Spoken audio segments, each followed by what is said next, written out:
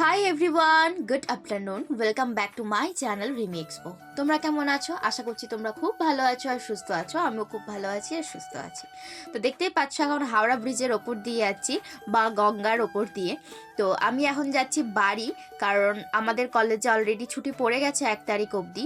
তো ভাবলাম যে চলে যাওয়াই যাক বাড়ি। তো বাড়ি গেলে মজাও হবে, মিলও আছে, মা আছে, বাবা আছে, অনেক আড্ডাও হবে আর অনেক কিছু। আর আমাকে কিন্তু চশমাও বানাতে হবে, কারণ আমার ডান চোখে পাওয়ার অলরেডি এসে গেছে। তো যাই হোক, আমি এখন ট্রেনে উঠে গেছি। আর এখন কিন্তু এই 3টে নাগাদ বাজে, এরপরেই আর কি বাড়ি ঢুকে যাব। আর প্রচুর কিন্তু ট্রেন ক্যান্সেল, তারপরে ট্রেন লেট, প্রচুর প্রচুর ট্রেন লেট, ট্রেন ক্যান্সেল। তার জন্যই আর কি একটু প্রবলেম হয় হাওড়া থেকে যেতে। তো যাই হোক, চলো দেখতে থাকো, আশা করছি ব্লগটা তোমাদের খুব ভালো লাগবে।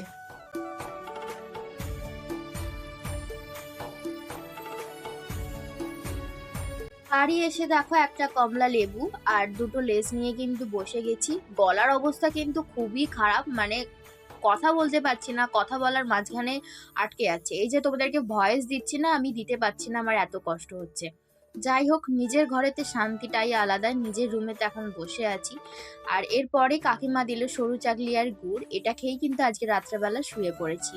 তো আমি সকাল থেকে আবার কন্টিনিউ ব্লগটা করছি, মানে আমি ওটা শেষ করিনি। তো সকালবেলা উঠে চিয়া সিডস, মধু আর লেবু দিয়ে আমি খাচ্ছি। এটা এটা আমি মানে খাই রেগুলার, যদিও বা হয় না, কিন্তু খাই মাঝে মধ্যেই, মানে একদিন দুদিন ছাড়া ছাড়াই খাই।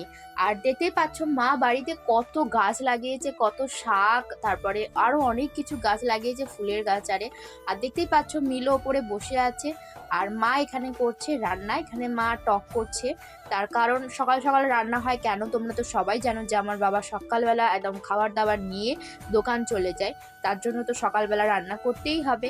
আর আমি কিন্তু মেস থেকে সমস্ত বই খাতা নিয়ে এসেছিলাম অ্যাসাইনমেন্ট লিখবো বলে, কারণ আমাদের 5 তারিখের মধ্যে অ্যাসাইনমেন্ট জমা দিতে হবে। সো বুঝতেই পারছো বাড়ি এসে কিন্তু শান্তি নেই, বাড়িতে এসেও আমি অ্যাসাইনমেন্ট লিখছি। আর ভাবলাম যতই শরীরটা খারাপ হোক না কেন, তোমাদেরকে আমি ভিডিওটা ঠিক দিয়ে দেবো। আর তোমরা কিন্তু অবশ্যই দেখো, আমি এত কষ্ট করে ভিডিও দেবো, তোমরা যদি না দেখো তাহলে তো আমার খারাপ লাগবেই, বুঝতেই পারছো।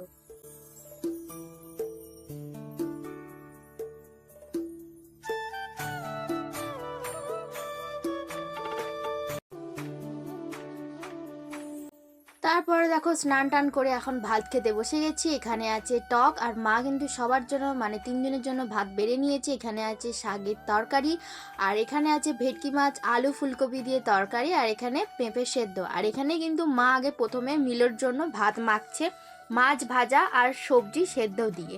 কারণ মিলোকে প্রথমেই দিয়ে দেয়, তারপরে তো আমরা দুজনে বসেই খেয়ে নেবো। তো তারপরে দেখো বিকেলবেলা চলে এলো একটা পার্সেল ফ্লিপকার্ট থেকে। প্লামের গ্রিন টি টোনারটা অর্ডার দিয়ে দিয়েছিল দিদি, তো একদিনই আর কি ডেলিভার করে দিল।